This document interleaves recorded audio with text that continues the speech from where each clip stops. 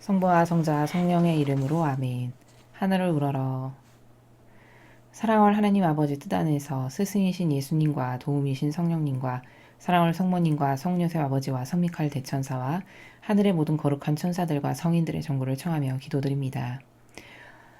예수님과 어머니의 정신세계의 나라에서 아버지 인류가 드리지 못한 그 모든 사랑을 정말 흠결사항 없이 가장 고결하고 아름답게 아버지께 다 다시 되돌려서 봉헌을 드립니다. 사랑하는 아버지, 저희의 역겨운 인성이 아니라 예수님과 어머니의 정신세계에서 드리는 사랑을 너그러이 받아주시어 인류로 매부터 매일 받으시는 그 모욕과 치욕과 역겨움과 쓴물과 고통과 그리고 갈기갈기 찢겨지시는 성심의 그 아픔에 이르기까지 이 모든 것이 완전히 치유시켜 주시옵기를, 그걸로부터 상처받으신 모든 마음에 부디 위로가 되시옵기를 간곡한 갈망으로 청원드립니다. 예수님과 어머니, 오늘도 저희의 지향은 한결같습니다. 한구하게 대한민국과 미국을 예수님과 어머니의 하나 되신 성심을 통해 아버지의 뜻에 봉헌드립니다. 미국의 국민들의 마음과 투표용지를 예수님의 보배로운 선혈로 휘덮어서 거기에 어떤 악도 끼어들지 못하도록 철저하게 막아주시고, 오히려 끼어들라 쳤던 악까지도 미국 국민들 눈앞에 완전히 낱낱이 다 발가벗기듯이 벗겨져서 유치원생 어린아이도 악을 바라볼 수 있도록 축복하여 주시옵소서. 그래야 아버지께 속한 세력을 올바르게 뽑을 수 있는 국민이 될 수 있도록 자비를 베풀어 주시옵소서. 제가 진심으로 사랑하는, 제 온 마음을 다해서 사랑하는 저의 조국인 대한민국에 역겨운 마귀로 가득합니다. 어디부터 손을 대야 할지 모를 만큼 이 역겨운 모든 마귀 세력을 한 세력도 남김없이 뿌리째 모조리 다 캐내어 위대하신 완덕의 어머니 발에 매일같이 매 순간 봉헌드립니다. 어머니, 사랑할 저의 전부이신 진정한 어머니, 그 골통을 부숴버리시고 숨통을 끊어놓으시어 이 대한민국에서 더 이상 마귀가 활개치고 다니지 못하는 나라가 되도록, 애부터 어른에 이르기까지, 노인에 이르기까지 어떤 것이 마귀고 어떤 게 악의 세력인지를 대낮같이 환히 깨달을 수 있도록 영안과 귀를 활짝 뚫어주시고 열어주시옵소서.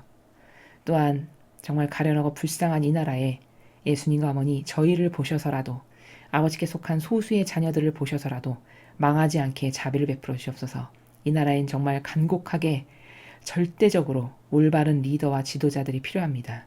예수님과 어머니의 정신과 가르침과 모범과 카리스마, 그 속성으로 무장된 숨어있는 아버지께 속한 세력을 마치 다윗을 골라내셨던 그 마음으로 이 나라에 숨어있는 아버지께 속한 세력을 골라내시고 선별하셔서 어서 빨리 대통령에 앉혀주시고 각계각층의 리더와 주요 요직의 CEO들로 다 아버지 마음에 드는 영혼들로 맞바꿔 주시옵기를 간절한 갈망으로 청원드리오니, 예수님과 어머니 저희를 대신하여 아버지께 항구히 청원하여 주시고 바쳐주시옵소서. 그리하여 아버지께서 이 소원을 들어주시지 않고는 못 베기시는 그 갈망의 나라에서 청원드립니다. 자비를 베풀어 주시옵소서. 살려주시옵기를 간곡한 갈망으로 청원드립니다. 이 모든 기도 우리 주 그리스도를 통하여 비나이다. 아멘. 성부와 성자와 성령의 이름으로 아멘. 안녕하십니까. 하나님의 뜻 선교의 윤피아수녀입니다. 여러분, 오늘도 아주 재밌고 그리고 고결하고 아름답게 그지없고 유일한 희망이 되는 진리의 세계를 여러분과 함께 학습해 보도록 하겠습니다. 2020년 10월 20일 연중 제29주간 화요일입니다. 제일독서 사도 바오로의 에페소서 2장 12절에서 22절까지의 말씀입니다. 형제 여러분, 그때는 여러분이 그리스도와 관계가 없었고 이스라엘 공동체에서 멀리 떨어져 있었으며 약속의 계약과도 무관하였고 이 세상에서 아무 희망도 가지지 못한 채 하느님 없이 살았다는 사실을 기억하십시오. 그러나 이제 한때 멀리 있던 여러분이 그리스도 예수님 안에서 그리스도의 피로 하느님과 가까워졌습니다. 그리스도는 우리의 평화이십니다.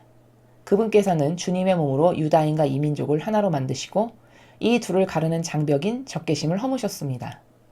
또 그 모든 계명과 조문과 함께 율법을 폐지하셨습니다.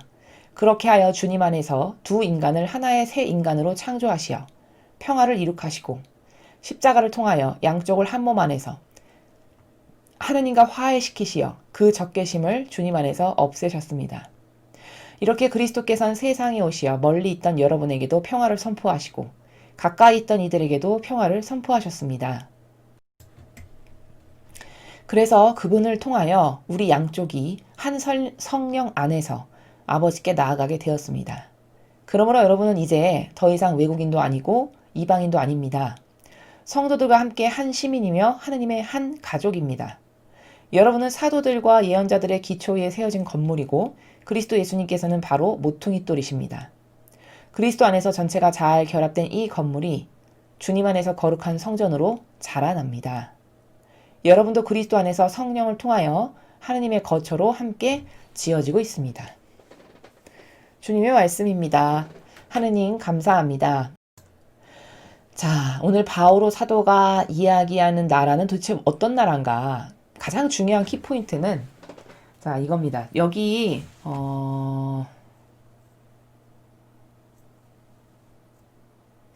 15절에 잘 보십시오, 여러분.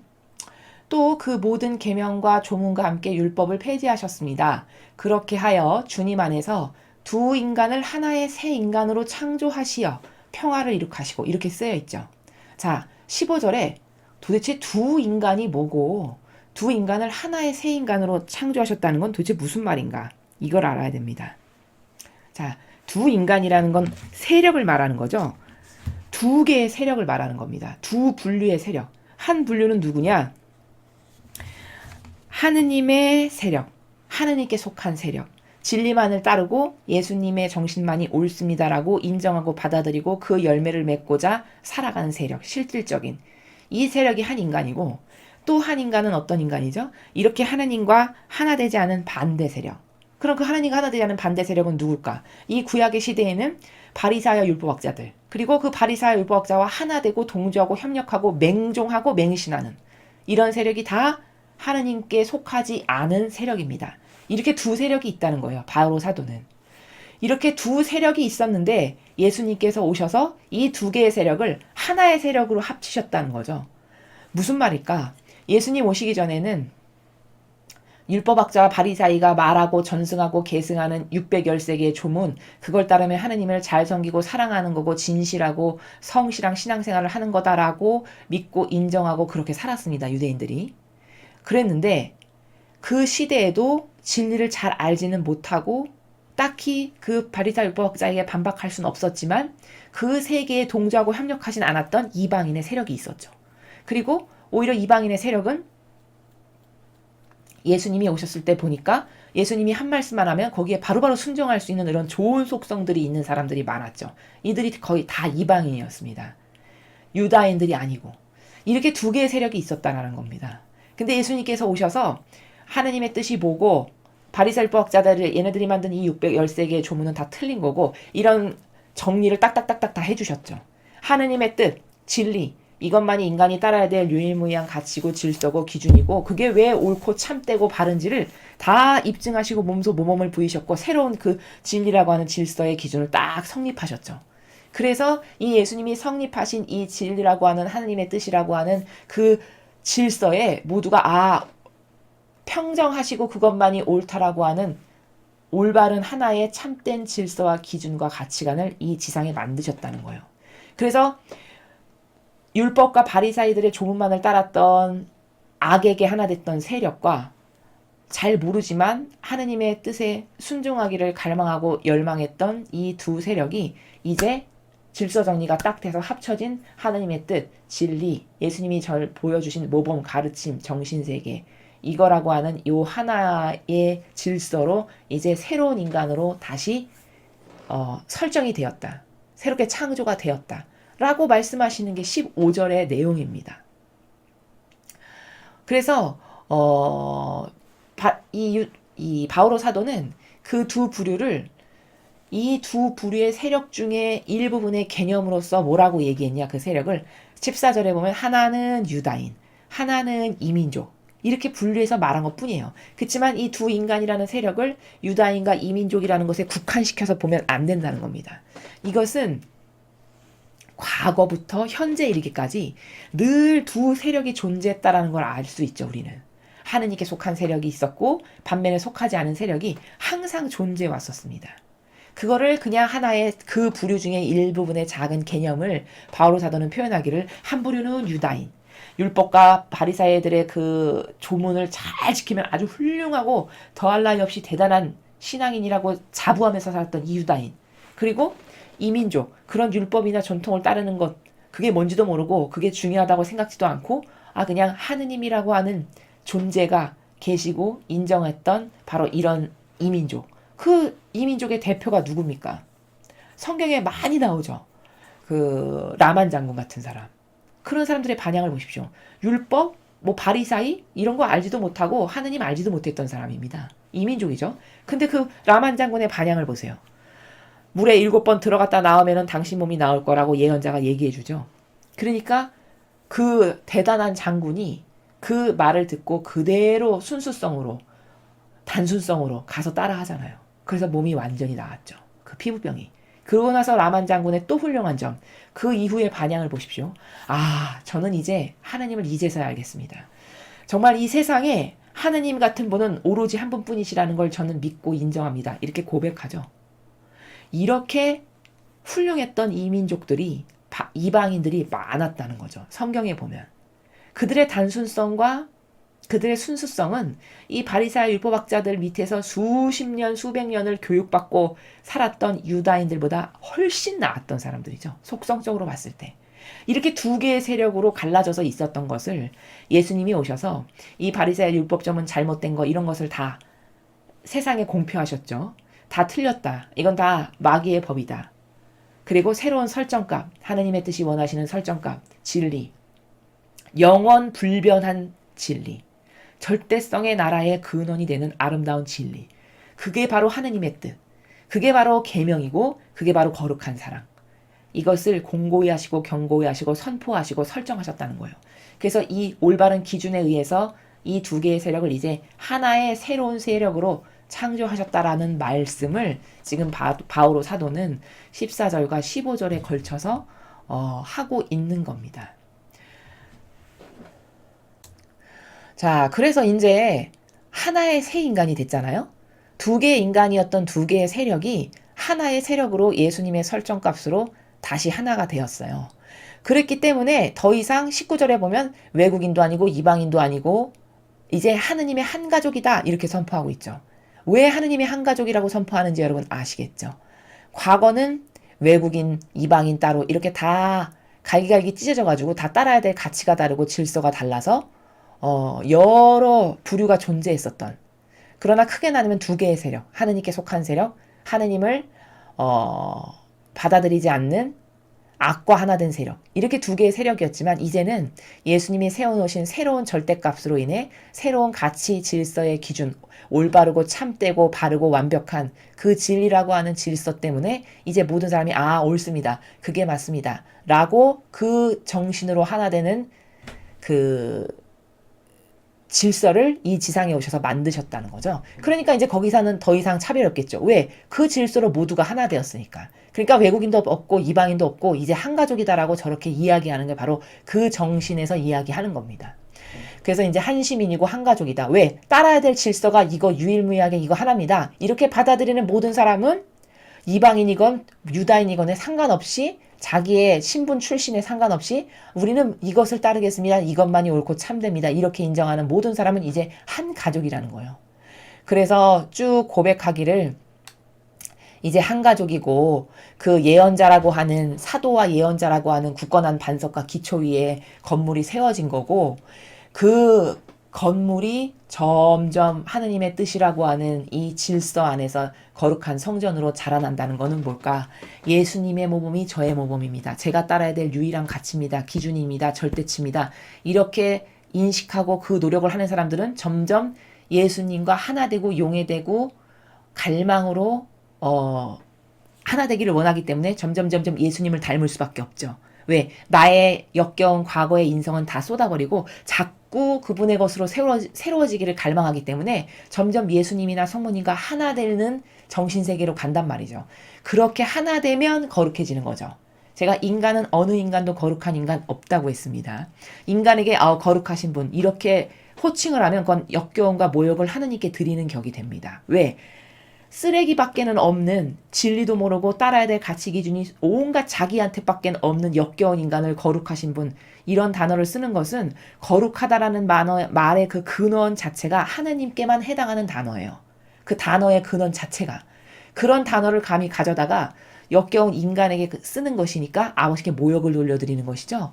이래서 어떤 인간도 인간에게 저분은 거룩하신 분, 훌륭하신 분, 이렇게 하면 안 된다는 게 답이에요. 그걸 성경에서 예수님은 어떻게 말씀하셨냐? 선하신 분 하니까 너 왜 나한테 선하다 하냐? 선하신 분은 아버지 한 분뿐이야. 이렇게 가르쳐 주시잖아요. 심지어 예수님한테까지도 선하다고 말씀하시니까 자신도 거기서 배제시키죠. 그때 그 순간까지도. 이 정도로 철저하셨단 말이죠. 그럼 감히 예수님도 아버지와 동등한 위치에서 어떤 호칭을 듣는 것 자체를 거부하실 만큼 자기 배제가 철저했는데, 그렇지도 못한 인간이 주제에 거룩하다라는 단어를 쓴다면 얼마나 이건 역겨움과 모욕과 토악질 나는 걸 아버지께 드리는 건가 잘 생각해야 된다는 거죠. 함부로 거룩하다라는 단어를 써서 누구를 호칭하거나 부르면 큰일 납니다. 이건 아버지께 모욕을 드리는 행위예요. 그래서 거룩한 성전으로 그럼 자라난다는 건 뭐냐? 인간은 어느 누구도 거룩해질 수 없으므로 유일하게 거룩해질 수 있는 방법은 하나뿐입니다. 어떻게? 내가 완전히 예수님과 어머니의 정신세계와 하나 되고 용해될 때만이, 그때만이 거룩해질 수 있어요. 그것마저도 내 존재 자체가 거룩해지는 것이 아니라 내 안에서 예수님과 어머니께서 함께 사시면서 그분의 도구요 매개체가 확실하게 되어드릴 수 있으니까 비로소 그때서야 하느님이 거룩하시니 예수님과 어머니가 거룩하시니 닮은 저도 조금 거룩해질 수 있는 이런 차원의 나라입니다. 그렇게 예수님의 정신과 어머니의 정신을 계속 담고 또 담고 내 것은 계속 버리면 그게 하나 됐기 때문에 거룩해지는 거예요. 그렇게 거룩한 성전으로 점점 이 건물이 자라난다는 거죠. 그리스도의 교회는 바로 이런 성장이 일어나야 된다라는 겁니다. 그래서 여러분도 지금 성령 하느님을 통해서 성령 하느님께서 여러분에게 많은 은총과 깨달음을 주시고 진리를 가르쳐 주시고 아버지의 뜻이 뭐고 계명이 뭐며 신적 질서가 뭐고 이런 것을 매일 우리에게 가르쳐 주심으로써 버릴 것은 버리고 따라야 될 것은 따르고 절대성으로 내가 따라야 될 것은 뭔가 이런 것을 깨달으면서 하느님의 거처로 지금 지어지고 있다라고 고백을 하는 겁니다. 그래서 새 인간으로 앞에 장에서 창조하셨다는 것은 이제 예수님께서 오신 설정값으로서 그리스도 교회가 탄생했잖아요. 그쵸? 여러분 그 이전까지는 바리사의 유다교회였는데 예수님이 오시고 나서는 열두 제자들의 수행을 중심으로 그리스도교라는 교회가 생깁니다. 이거는 풀이하면 그리스도가 모범인 그리스도만을 따르겠다라고 고백하고 갈망하는 사람들의 교회인 그리스도 교회라는 거예요. 그래서 그리스도 교회를 예수님께서 오셔서 설정하시고 세우십니다. 제자들 가운데, 사람들 가운데. 그때 하나로 기준과 정신세계와 따를 원칙을 딱 주신 거예요. 다른 거 다 정리할 거 정리하고 잘못된 거 악으로 돌려야 될 거 악으로 돌리고 다 이렇게 하시고 따를 값을 주셨다라는 거예요. 그래서 새 인간으로 하나의 새 인간으로 됐다라고 여기서 지금 바오로 사도가 고백하는 거다. 그래서 이렇게 두 세력이 존재했고 여러분 지금도 보십시오. 그 하나의 세력으로 만들어 놓은 그리스도 교회가 또 2000년이 지나니까 또 변질됐죠. 그래서 지금도 또 변질됨으로써 두 개의 세력이 돼버렸어요. 또 예수님께서 한 세력으로 만들어 놓으셨는데 뭐냐? 어떻게 두 세력이냐?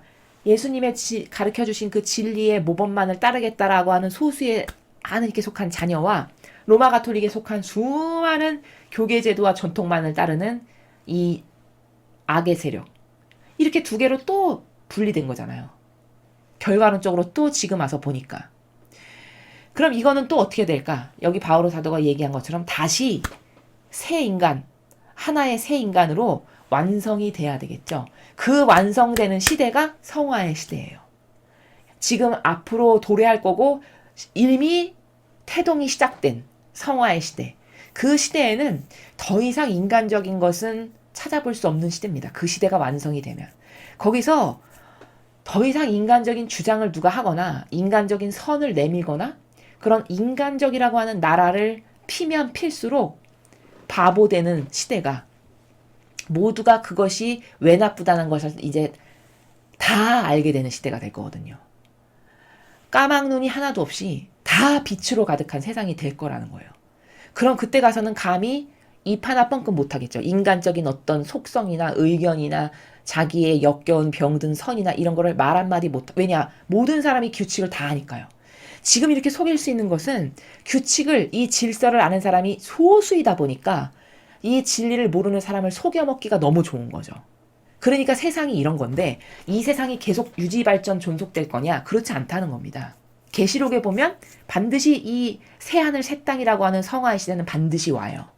반드시 완성됩니다. 그럼 그때는 하느님의 뜻이라고 하는 이 질서 하나로 모든 인류가 거기에 인정하고 동의하고 그것만이 따라야 될 가치라고 모두가 다 환호성을 올리며 그것만을 좋아하는 시대가 온다는 겁니다.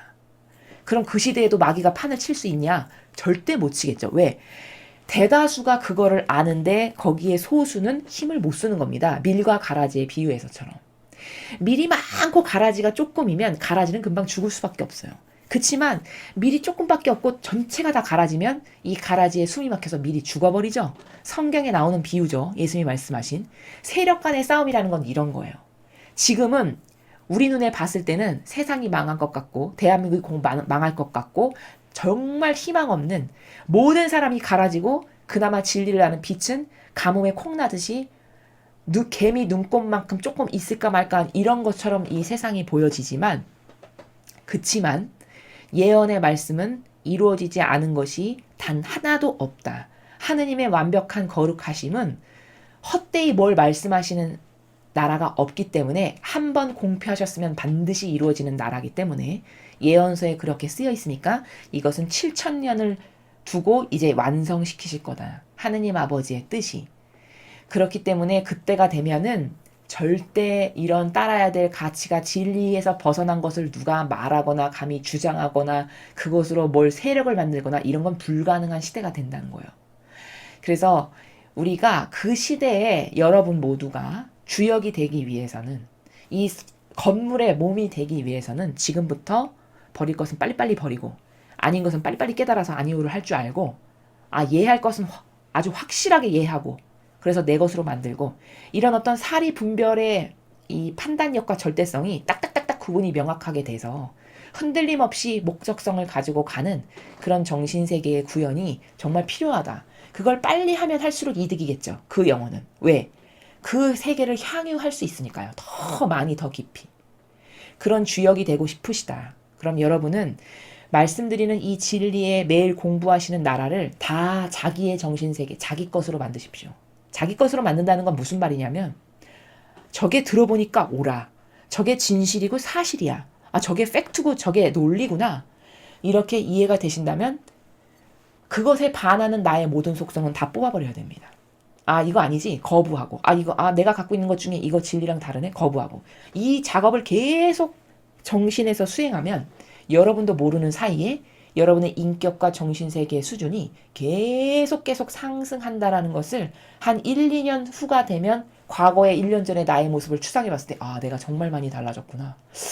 내가 옛날에 이런 사람이었는데 지금 그런 걸 안 좋아하네.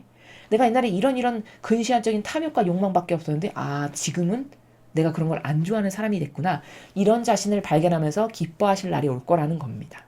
그래서 여기서 꼭 알아야 될 거는 이렇게 두 개의 세력이 어디에나 존재한다는 거예요. 세상 전체는 구분을 짓는 것은 세력인데 세력이라는 것은 여러 개가 아니라 딱 두 개예요. 항상 하느님께 속했냐 속하지 않았냐. 어떤 기준을 따르느냐에 의해서도 하느님의 기준을 따르는 거야 인간의 기준을 따르는가. 인간이 만든 제도와 전통을 따르는가 아니면 하느님이 설정하신 이 설정값의 진리를 따르는가. 요것만 알면 저 사람은 마귀랑 하나 된 사람이구나. 저 사람은 하느님의 세력이구나. 금방 알 수 있다는 겁니다. 나는 어디에 속한 세력인가. 먼저 자신을 성찰하고 분별하고 안타깝게도 내가 마귀에 속했다라는 걸 깨달았다. 그럼 바로 손절하고 떠나야 되는 것이 이게 지성이 있는 사람이고 이게 과학적 사고를 하는 사람이고 이게 프로세스적인 사고방식을 하는 사람이다. 라는 것을 여러분에게 다시 한번 강조해서 말씀을 드립니다. 자, 계속해서 오늘 주신 복음 말씀 함께 보시겠습니다. 루카복음 12장 35절에서 38절까지의 말씀입니다. 주님 영광 받으소서. 그때 예수님께서 제자들에게 말씀하셨다. 너희는 허리에 띠를 메고 등불을 켜놓고 있어라. 혼인잔치에서 돌아오는 주인이 도착하여 문을 두드리면 곧바로 열어주려고 기다리는 사람처럼 되어라. 행복하여라. 주인이 와서 볼 때 깨어있는 종들. 내가 진실로 너희에게 말한다. 그 주인은 띠를 메고 그들을 식탁에 앉게 한 다음 그들 곁으로 가서 시중을 들 것이다.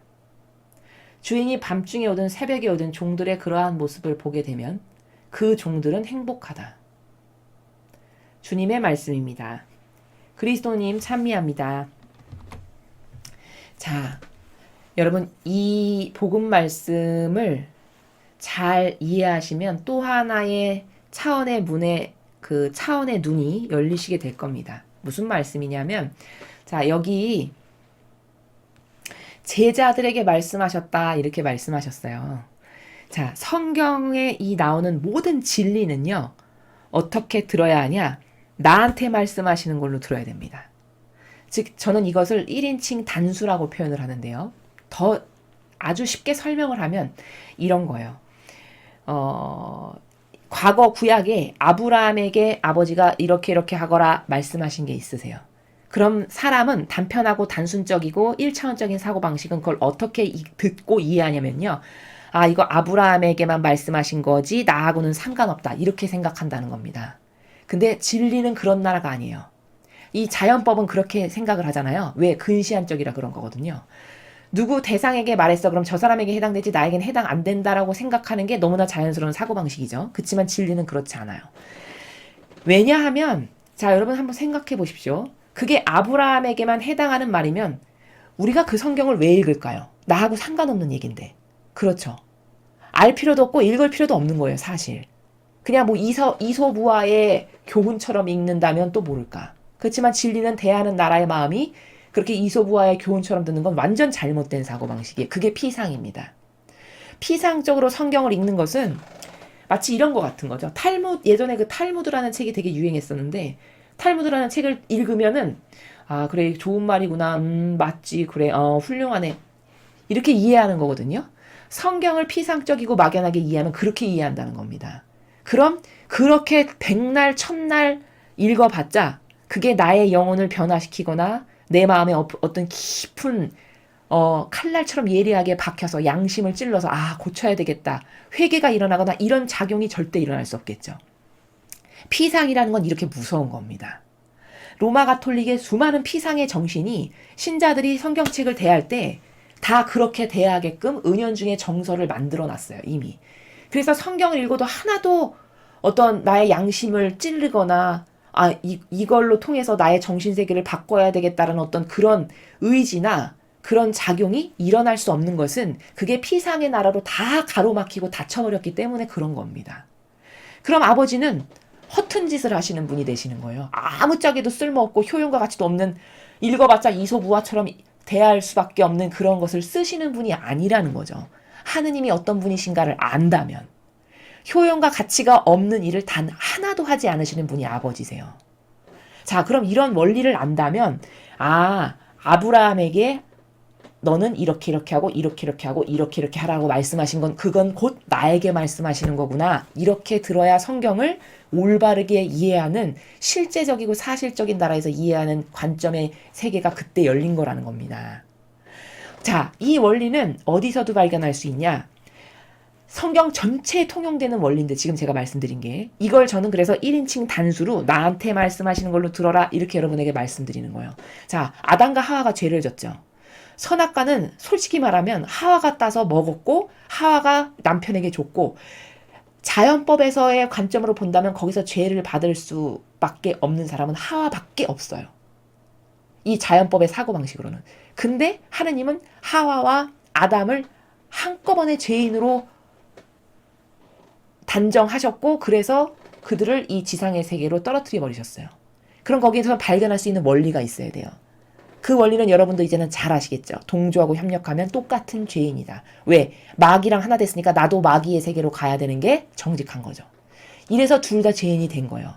두 번째로 여기서 발견해야 될 건 오늘 제가 말씀드리는 원리인데 그건 뭐냐면 자, 여러분 죄는 아담과 하와가 졌는데 왜 내가 죄인이 돼야 될까요? 나는 아담과 하와 얼굴 본 적도 없고 어떻게 생겼는지도 모르고 천지창조 때 만들어진 사람이니까 나하고는 무려 6천년 이상의 차이가 나는 사람이에요. 알지도 못하는 그 사람의 죄를 왜 내가 원죄라고 해서 왜 내가 갖고 있냐. 이게 바로 조금 전에 아브라함에게 말씀하신 건 나에게 말씀하시는 것과 같다라고 하는 원리적 나라가 여기서 성립이 되는 겁니다. 그렇게 다 성경에 나오는 모든 진실과 진리는 곧 저 사람에게 말한 게 곧 나에게 말씀하신 거구나. 이렇게 받아들여야만 실제적인 게 되고 사실적인 게 되고, 그렇기 때문에 나도 이런 게 잘못됐는데 이건 고쳐야지, 버려야지, 이런 어떤 사실적 깨달음과 회개가 일어난다는 거예요. 그런 작용이 있을 때만. 여기까지 이해를 하셨을 거라고 보고요. 그러면 오늘 이 말씀도 여기 제자들에게 말씀하셨다, 이것은 사실 온 인류에게 말씀하셨다, 이렇게 들어야 맞다라는 거예요. 이 말씀은 나에게 말씀하신 거구나 라고 들어야 이 성경 말씀을 올바른 관점의 나라에서 이해할 수 있는 시초가, 근원이 된다는 겁니다. 근데 저번에 수녀님이 제자들에게 말씀하시면 성직자들에게 말씀하신 거다라고 설명하셨는데, 그거는 온 인류에게 말씀하셨는데 그 중에서도 제자들에게 말씀하셨다라고 포인트를 다셨으니까, 그 중에서도 하느님의 일꾼은 이렇게 안 지키면은 더 치명적이다, 이런 관점에서 제자들은 명심해서 들어야 합니다, 이렇게 말씀드리는 겁니다. 이제 올바른 관점으로 성경을 본다는 게 무슨 말씀이신지 여러분이 이제서야 이해를 하실 수 있을 거라고 생각이 듭니다. 그래서 구약부터 신약에 이르는 성경의 전체 하느님 아버지께서 이렇게 해야 되고 이렇게 해야 되고 이건 잘못되고, 예수님께서도 뭐 이건 이렇게 해야 되고, 이런 모든 것은 다 우리에게 1대1의 관계성의 나라에서 말씀하신 거지, 그게 막연하게 나랑 상관없는 아담과 하와에게 그렇군, 얘는 나쁘네, 왜 죄를 졌어, 그러게, 이렇게 하면 그거는 허공에다가 주먹질을 하지 않는다라고 바오로 사도가 이야기하죠. 나는 그렇게 아무런 효용과 가치가 열매도 맺지 못하는 허공의 주먹질 이런 건 안 합니다라고 서간에서 바오로 사도가 얘기하죠. 한 인간도 하느님의 영을 받으면 그렇게 한다는 거예요. 효용과 가치가 차고 넘치게. 한 부족한 인간도 그럴진데, 그럼 하느님 아버지께서 아무 효용과 가치도 없는 이소부화로 한 귀로 듣고 한 귀로 흘려버릴 그런 허무한 말씀을 이런 성경이라고 하는 것에 기술해서 쓰실 리가 없다는 거죠. 그래서 이 말씀은 나한테 말씀하시는 거구나. 근데 그 중에서도 제자들이라고 포인트를 주셨으니까, 이건 교회에 자원한 봉사자는 이 정신으로 안 살면 이건 완전 치명타, 지옥 가는 직행의 지름길이구나, 이렇게 관점으로 보는 게 맞다라는 거예요. 평신도는 이 정신으로 살면 안 되냐? 아니요. 살면 더 좋죠. 더할 나위 없이 좋겠죠. 이해가 되시죠? 자, 그럼 이제 내용을 보겠습니다. 허리에 띠를 메고 등불을 켜놓고 있으래요. 자, 그러면 이 띠가 뭘까요? 이 수도복에 이렇게 저희도 이렇게 띠가 있는데요. 자, 이 띠가 도대체 의미하는 상징의 원리가 뭘까요? 여러분, 이렇게 긴 통으로 된 옷을 입었을 때 이 띠를 하지 않으면 옷이 출렁출렁거리고 막 지멋대로 하고 어떤 일을 하기에 굉장히 제약 조건이 되겠죠. 그런데 띠를 딱 하게 되면 어떻게 되죠? 견고하게 잡아줍니다. 이 띠라는 것은 바로 이렇게 나를 견고하게 하는, 나의 정신세계를 견고하게 하는 중추적 역할을 띠라고 하는 거예요. 그럼 도대체 그 띠가 뭐지? 하느님 아버지께서 예수님을 통해서 선포하신 진리, 그리고 정의, 자비, 이게 띠입니다. 이 세 가지의 절대값이, 즉 진리와 정의와 자비가 나의 정신을 아주 강하고 견고하게 딱 무장시켜서 그 절대값의 질서로 모든 것을 바라보고 분별하고 행동하고 말하고 예수님의 정신으로서 살 수 있게끔 잡아주는 그 나라, 그 원리, 그게 바로 띠인데, 그게 바로 진리와 정의와 자비라는 거죠. 네가 나의 일꾼이 됐어. 그럼 너는 평상시에 이 진리와 정의와 자비라고 하는 정신으로 완전히 무장이 되어 있어야 돼. 띠를 딱 메고 있듯이. 이 말입니다. 그리고 등불을 켜놓고 있으래요. 그럼 도대체 등불은 또 뭐야? 빛이죠, 빛, 여러분. 이 등불이라는 것은 진리의 빛을 말하는 겁니다. 여러분, 어둠이 가득한데 거기 등불 하나 딱 갖다 놓으면은 모든 것을 밝히면서 다 잘 보이게 되고, 모든 사람이 이 불이 있는 곳으로 모이게 되죠. 마치 그렇듯이 이 진리의 빛이라는 것은 깨어있는 사람을 말하는 것이요, 진리를 말하는 것이요, 이 참된 진실과 사실을 세상에 공표하고 전하는 깨어있는 사람. 그래서 어둠에 갇혀있는 사람을 건져주고 깨어나게 해주고 그리고 고쳐주고, 그래서 그 사람들이 이 빛으로 자꾸 다가올 수 있게끔 해주는 그 기준을 말하고 아닌 것을 아니오라고 예로 하는 바로 이런 깨어있는 사람, 이게 등불이에요. 그러니까 요약 정리하면, 다시 정리해서 말씀드리면, 하느님의 일꾼이라는 사람은 어떤 준비의 자세가 되어 있어야 되냐? 띠를 메고 나의 정신세계를 아주 견고하고 단단하게 하는 진리와 정의와 자비라고 하는 속성으로 무장돼 있어야 되고, 그리고 내 영혼이 항상 주님 진리의 빛의 등불처럼 분별, 진리의 근거에서 선과 악을 똑바로 분별해서 세상에 예할 거 예하고 아니할 거 아니하고 어떤 게 악인지를 전하고 선포하고, 이런 기준의 절대값이 되어주는 그 발언을 할 줄 아는 깨어있는 이런 사람이 너가 되어야 된다 라고 제자들에게 말씀하시는 거예요. 당연히 하느님께 속한 자녀들도 이 정신으로 사는 게 맞죠. 여러분, 세상의 모든 사람이 만약에 이 정신으로 산다, 그럼 여기 마귀가 판칠 수 있을까요? 예를 들어 우리나라의 인구가 약 한 5,200만 정도 되는데 5,200만 모든 인구가 절대값이 다 이거고 정신이 이렇다. 그럼 여기 어떤 마귀도 하나 들어온다고 해서 그 마귀에게 속을 사람 없죠. 오히려 이 마귀가 여기서 죽어버리고 몰살당하고 여기서 힘 못 쓰고 나가버리거나 이렇게 되는 거죠. 이런 세상이 되어야 된다는 거예요. 그리고 이것을 주도적으로 반드시 하지 않으면 안 되는 직분이 제자 직분이다라고 말씀하시는 겁니다. 혼인잔치에서 돌아오는 주인이 도착하여 문을 두드리면 곧바로 열어주려고 기다리는 사람처럼 되라. 혼인잔치에서 주인이 도착해서 문을 두드려. 그러면 항상 저 정신과 그리고 저 진리의 빛으로 가득해서 언제든지 주님이 말씀하시면 일촉즉발로 뭔가 내가 행해서 나갈 수 있는, 즉 5분 대기조처럼, 군대로 말하면 5분 대기조처럼 하느님께서 뭘 나에게 원하시고 말씀하시는 게 있고 원의가 있으셔. 그러면 바로 알아듣고 그것을 즉각 즉갈로 수행할 수 있는 이런 정신으로 무장되어 있는 사람이 하느님의 일꾼입니다. 멋있죠, 여러분? 정말 멋있는 직분인 거죠. 똑바로만 살면.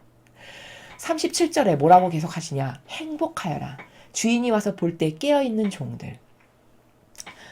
어느 날 주인이 급작스럽게 와서 방문을 했는데 그 정신으로 너무나도 카리스마 넘치게 무장돼 있고, 말하는 거며 행동하는 거며 열매 맺는 거며 분별하는 거며 하는 것마다 다 빛이야. 다 예수님과 어머니께서 하신 그 빛의 정신세계에서 모든 것을 수행하고 말하고 행하고 돌보고 사랑하고 정의를 내리고 이렇게 하는 누군가가 있다. 이 사람 정말 행복한 사람이죠. 왜 행복한가? 이러니까 행복하다는 거예요. 진실로 말하는데 그 주인이 띠를 메고 그들을 식탁에 앉게 한 다음 그들 곁으로 가서 시중을 들 것이다. 이런 정신으로 아버지의 뜻을 수행한 종들에게는 주인이 와서 오히려 그 종들을 자기의 식탁에 앉힌 다음에 그들 곁에 가서 그 종의 시중을 들어주신다는 거예요. 여러분, 얼마나 행복할까요? 얼마나 뿌듯할까요? 황송해서 받을 자격도 없는 존재이지만 그 순간을 한번 추상해 보세요. 예수님이 우리에게 와서 시중을 들어주신다는 거예요. 이 정신으로 살아가는 영혼이 천상의 나라에 오면 정성스럽게 식탁에 앉혀가지고 아들아 딸아 일평생 수고했다. 네가 내 모범을 따르느라 많은 희생과 고통을 사랑하고 네가 등불이 되어줬고 많은 사람들한테 올바른 가치 기준을 전해줬고 진리와 정의와 자비로 무장돼서 항상 마귀랑 열심히 싸웠고 그래서 많은 영혼을 살리고 나에게 데려오느라고 애쓰고 고생했다. 이러면서 시중을 들어주신다는 거예요. 여러분, 추상만 해도 행복하시죠? 그 추상의 세계를 펼쳐 보이는 것만으로도 너무 그 열매가 만족스럽죠. 이런 대접을 받기에 합당하다는 거예요. 이 정신으로 깨어서 살아가는 주님의 종이 있다면. 여러분 다 얼마든지 가정성소 하시면서도 이렇게 사실 수 있어요. 여러분이 처해 있는 환경 가운데서 하시면 됩니다. 여러분이 이런 정신으로 세상에 나가서도 나에게 다가오는 영혼 하나, 그 영혼에게 도와줄 수 있는 것이 있다면 이런 하느님이 좋아하시는 예수님의 모범의 정신으로 그 영혼을 돕고, 깨우쳐주고 싶은 것이 있다면 조심스럽게 다가가서 이런 진리를 조금씩 조금씩 전달해주는, 얼마든지 할 수 있는 거거든요. 그렇게 사는 사람은 이런 황송한 대접을 예수님께서 직접 해주신대요. 주인이 밤중에 오든 새벽에 오든 종들의 그러한 모습을 보게 되면 그 종들은 행복하다. 저게 깨어있는 거죠. 그러니까 이거에 반대되는 비유를 예수님께서 말씀하시잖아요. 게으른 종은 실컷 놀고 먹고 니라리 땡깡 땡동 그 농땡이 필면서 막 놀다가, 그래도 내 아들은 가면은 좀 잘해주겠지 해서 종들을 다 죽여버렸길래 이제 나중엔 아들을 보냈는데 아들까지도 죽여버린다라는 비유를 하시죠.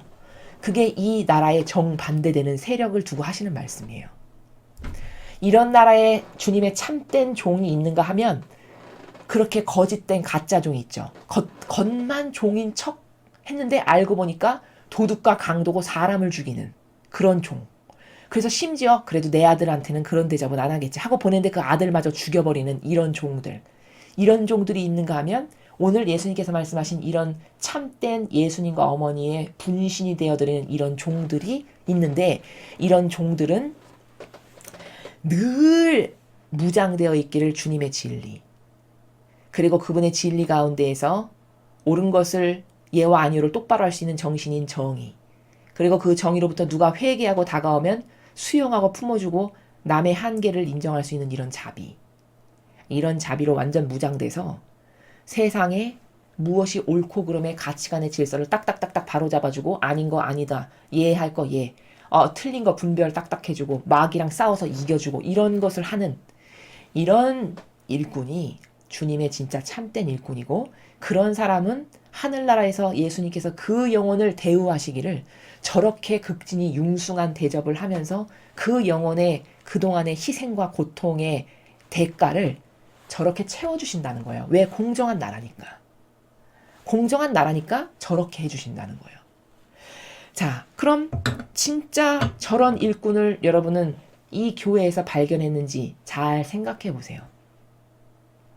지금 저렇게 완전히 투철하게 인간적이라고 하는 것은 냄새도 맡지 못할 만큼 예수님과 어머니의 정신과 가르침과 모범과 카리스마로 무장이 돼서 그 신적 질서 안에서만 말하고, 그 신적 질서 진리라고 하는 참된 진실과 사실의 근거에서 무엇이 옳다 그르다 하고, 아닌 거 할 때는 불의한 세력에 싸워서 아니오라고 할 줄 알고, 그리고 병든 자비가 아니라 그 아니오라고 하는 주님의 멋진 정의의 근거에서 그것을 받아들이고 수용하는 영혼이 회개하고 뉘우치고 다가오면 그 죄악을 묻지도 않고 품어주고 감싸주는 이런 올바른 사랑, 이런 것으로 무장된 그런 주님의 일꾼이 과연 이 교회에 있는지를 잘 살펴보시라는 겁니다. 그리고 없다면 제가 누누이 말씀드렸지만 이 교회는 몇 년 전에 주신 메시지에 의하면 아버지의 열쇠가 이미 되돌려졌어요. 더 이상 이 교회의 희망을 안 두신다는 말씀이에요. 거기 어떤 기적도 일어날 리 만무하죠. 열쇠가 되돌려졌으니. 그럼 이 교회에서 떠나야 되는 게, 그게 제 말이 아니라 요한계시록 18장 3절 4절 이하에 있는 말씀이 다 그 말씀이에요. 너는 그때가 되면 그 여자 탕녀에게서 나와라. 그 여자 탕녀가 누구냐? 그게 교황권을 말씀하시는 거예요. 즉 이 변질된 교회를 두고 하시는 말씀이에요. 그 탕녀, 그 교회에서 떠나라, 이 말씀이죠. 그걸 알아듣지 못하니까 이 정도로 변질되었는데도, 이 정도로 사악하고 역겨운데도 계속 거기에 속해 있다면 이게 여러분의 영혼과 무관하지 않다는 것을 여러분이 반드시 아셔야 돼요. 왜냐? 억울하게 여러분은 잘못된 것에 협력하고 동조하다가 지옥 갈 수 있는 그런 운명이 될 수 있거든요. 억울하죠. 왜? 몰라서 잘못된 것에 협력하고 동조했으니까요. 근데 몰라서 했건 알아서 했건 성모님이 말씀하시기를 이 마지막 시대는 죽고 난 다음에 하늘나라에 갔을 때 저는 몰랐는데요, 이 변명이 안 통한다고 하셨어요. 왜 안 통하냐? 지금은 놀랍도록 빠른 이 기술력으로 IT, 컴퓨터 이런 게 너무 많아서 마음만 먹고 너가 열정만 있고 의지만 있으면 얼마든지 옳은 진리를 선포하는 그 정보를 접할 수 있는 길이 있었는데, 너의 게으름과 너의 무지와 너의 그 올바르지 못한 의지 때문에 못 들은 거다라고 분별하신다는 거예요. 왜? 과거에는 이럴 수 있는 루트가 없었잖아요. 이렇게 정보를 다양하게 접할 수 있는. 근데 지금은 여러분 손가락만 몇 번 까딱까딱 하면 전 세계의 정보를 다 알 수 있죠. 이런 풍요의 시대에 살면서 몰랐습니다. 그건 너에게 문제가 있다. 이렇게 판단하신다는 거죠. 그래서 시대에 따라서 적용되는 규칙이 다 다릅니다. 사람도 그렇죠. 이 시대에 따라서 하다못해 시험을 보는 것도 그 평균 점수가 다 다르듯이 인간 세상사도 당연히 영성도 하느님과의 나와의 관계성도 구원의 기준도 달라져야 되는 게 시대의 발전에 발맞춰서 달라져야 되는 게 맞는 겁니다. 그래서 나는 오늘 말씀하신 이런 정신으로 정말 이 멋있는 정신으로 여러분 살고 싶으시다면 얼마든지 일상생활에서 여러분이 저희를 통해서 이 전달해드리는 진리의 세계에서 여러분 얼마든지 사실 수 있고 얼마든지 그걸 구현하실 수 있어요. 오히려 세상에서 구현하는 것이 힘들다는 것을 아버지는 더 잘 아시겠죠? 열악한 환경 가운데서도 여러분이 그런 의지와 희생으로 무엇을 아버지께 기쁨을 드리려고 하는 노력을 하는 것을 아버지는 마음의 그림자도 아시기 때문에 다 보신다는 거예요. 그래서 그런 정신으로 사는 멋있는 인격과 정신세계를 여러분이 스스로 구현해 나가셨으면 좋겠고, 또 어떤 하느님의 일꾼을 보는 관점은 제가 이 강의 말고도 많은 강의에서 말씀을 드렸기 때문에 이제 이 정도 들으셨으면 하느님의 일꾼이 저게 진짠가 가짠가를 분별할 수 있는 기준이 여러분에게 이제 어느 정도 생기셨을 거예요. 그런 기준으로 하느님의 일꾼뿐 아니라 정치 세력, 뭐 종교 세력, 무슨 세력, 이 세상에 있는 수많은 세력과 사람을 다 그런 관점과 기준으로 여러분이 저게 선의 세력인지 마귀랑 하나 된 세력인지를 분별하실 수 있다. 그것을 잘 활용하셔서 더 이상 속지 않을 수 있는, 올바르게 분별하고 따라갈 수 있는 여러분들이 되셨으면 좋겠습니다. 이상으로 2020년 10월 20일 연중제 29주간 화요일 복음 해설을 마치겠습니다. 감사합니다.